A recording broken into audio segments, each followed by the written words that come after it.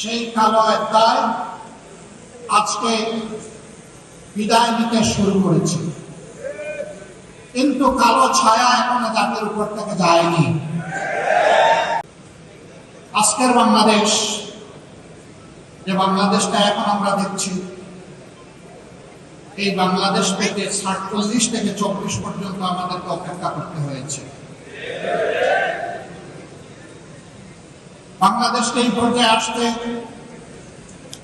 ঢাকা বিশ্ববিদ্যালয়ের মেধাবী ছাত্রনেতা শহীদ আব্দুল মালিক থেকে শুরু করে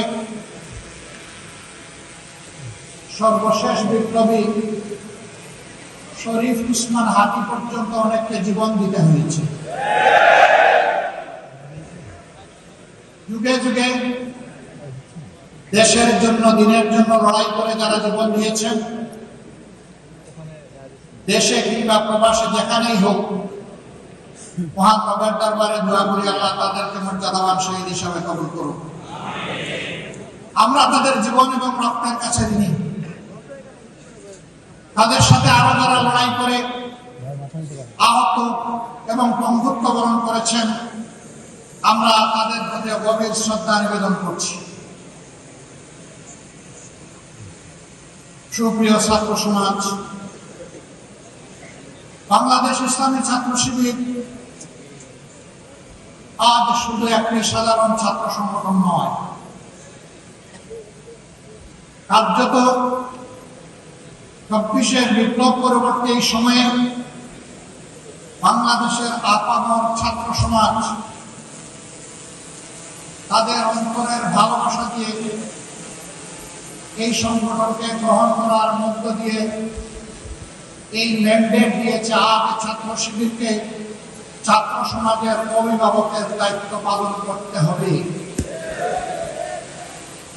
আমাদের প্রতিটি শিক্ষা প্রতিষ্ঠানকে চরিত্র গঠন, নৈতিক শিক্ষা, আধুনিক শিক্ষা এবং গবেষণার উর্বর ক্ষেত্রে পরিণত করতে হবে। দুঃখের বিষয় 54 বছর ছাত্রদের হাত থেকে কলম কেড়ে নেওয়া হয়েছিল।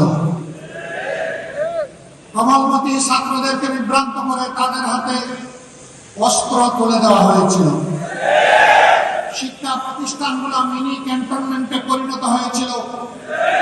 আমাদের মেয়েদের ইজ্জতের কোনো গ্যারান্টি ছিল না, ছাত্রদের জীবনের কোনো গ্যারান্টি ছিল না, তাদের ক্যারিয়ারের কোনো গ্যারান্টি ছিল না। তাদেরকে এই সমস্ত শিক্ষা প্রতিষ্ঠানে পাঠিয়ে মা বাবা সবসময় উদ্বেগ উৎকণ্ঠায় থাকতেন। সেই কালো অধ্যায় আজকে বিদায় নিতে শুরু করেছে, কিন্তু কালো ছায়া এখনো জাতির উপর থেকে যায়নি। এই কালো ছায়াকে খতম করা পর্যন্ত আমাদের লড়াই, ছাত্র শিবিরের লড়াই অব্যাহত রাখতে হবে। আর যাতে শিক্ষা প্রতিষ্ঠানে কলমের বদলে অস্ত্র হাতে না উঠে, মাদকের বোতল হাতে না উঠে, মেয়েদের নিয়ে কোন ধরনের বাড়াবাড়ি করা না হয়, আমাদের মায়েরা মেয়েরা শান্তি এবং নিরাপত্তার সাথে তারা যাতে লেখাপড়া করতে পারে, প্রতিটি ছাত্র যাতে তার মেধা বিকাশের জন্য উৎসাহ ঝাঁপিয়ে পড়তে পারে, সেই পরিবেশ সৃষ্টি করার প্রধান দায়িত্ব আজকে ইসলামী ছাত্র শিবিরের উপর অর্পিত হয়েছে।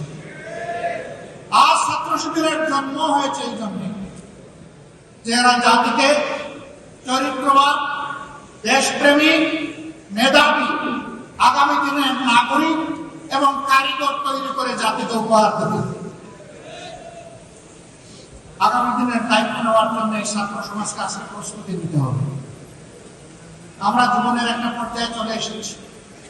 আমরা যা পেরেছি লড়াই করেছি, বাকি লড়াইয়ের এই রুমা, এই রিলে রেসে শেষ ডেস্টিনেশন পর্যন্ত শক্ত করে হাতে ধরে সামনের দিকে তোমাকে দৌড়াতে হবে।